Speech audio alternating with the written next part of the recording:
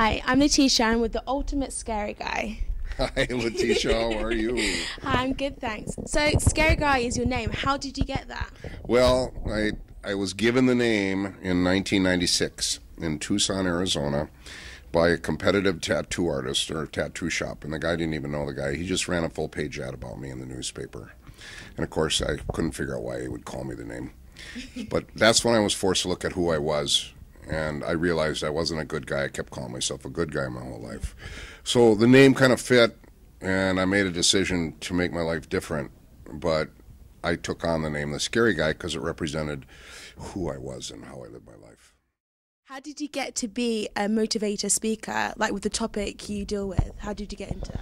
Well, I think a lot of people call me a motivational speaker because it's easy, but I don't really see myself as a motivational speaker.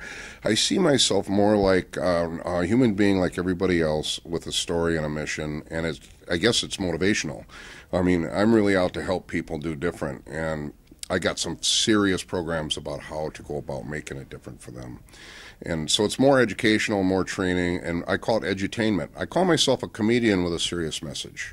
So it's really a show that I do rather than motivational speaking. And as you saw on the first show we did, it was like a show. It was entertainment in a way, but then it was pretty serious at times. So I shift in and out of the humor, and then I go back to the serious message. What's the atmosphere you want to create when you're doing the speaking?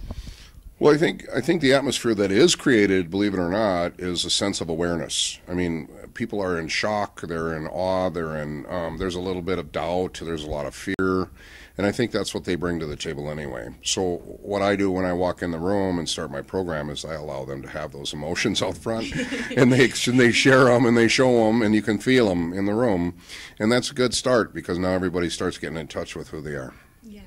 I noticed that you walked in, everyone was like, "Oh, what's going on?" Next minute we're laughing, then it's just really serious. Your emotions are getting played around with throughout the whole thing. You're just like, "Oh, should I not?" And it's really like, wow, in your face. It gets to you straight away. What's the message you want to create when you're speaking to everyone? Well, today and it's Sharnbrook, right? Yeah. Sharnbrook, yeah. Today at the college here in the year 13s, really what I wanted to accomplish with them was to empower them, to basically let them understand that they have the power to choose who they want to be and stop living as a victim. So, because I get a lot of email from people that tell me, Scary, I'm having some trouble right now because he or she are calling me names. And I'm saying right now in my head, yeah. Yeah. Really, whose problem is it? Is it theirs or yours? It's really the victim's problem. Yeah. So what I want to do is I want to wake people up to the idea that just because you hear someone speak doesn't mean the meaning of their words belong to you. And really, that's your power. And they can't take it from you no matter what they say. When you're talking, you obviously gave examples like of real life stories. Have any of this affected you? Were you at all bullied or been a bully in order for you to help you communicate to the audience what you're saying? Yeah, I mean, for the first 43 years of my life, I think I lived that way. I mean, I didn't see it that way, though. And I don't think most people see their actions as being a bully. I saw my actions when I would use negative behavior as defense, or they deserved it because they made me mad. That's what I saw. I saw they're wrong, I'm right. But the truth is, if I'm doing the same behavior, I'm just as wrong as them, and I'm a victim of them. So I'm being used by that energy, and I said, no, you know what? I'm really sick and tired and done of being used by people. So I had to wake up myself to the idea that I'm being used by them, and I'm no longer going to do that, and this is my choice. So that's why I do what I do today. Do you want to change the world? Is that what you're trying to aim? To change the way people look and see the world? Or are you just trying to get your personal feelings across to everyone else? Yeah, I think my mission would be not to change the world. I think I don't have the power to change anything. I think that's key.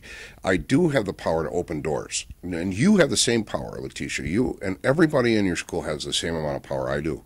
Everybody thinks I have some magical power. Well, I don't. I'm just aware more than you maybe. And I've been doing it longer than you and involved in that process longer and processing people differently. And you have that same ability, and everybody has that same ability. And I say it's time to wake up and start using it. So if that's change, then it's your choice. I can't change you. What was your first inspiration in doing this? Like, what inspired you the most when you talk? What do you think of in the back of your mind? What's your inspiration? Well, I constantly am reminded by the thousands of the kids that live as a victim of other people. And I get letters from kids that are self-harming. I get letters from kids that are suicidal. And I'm constantly working with people all over the world. Moms that are crying their eyes out because their primary school kid has come home with tears in their eyes and are silent.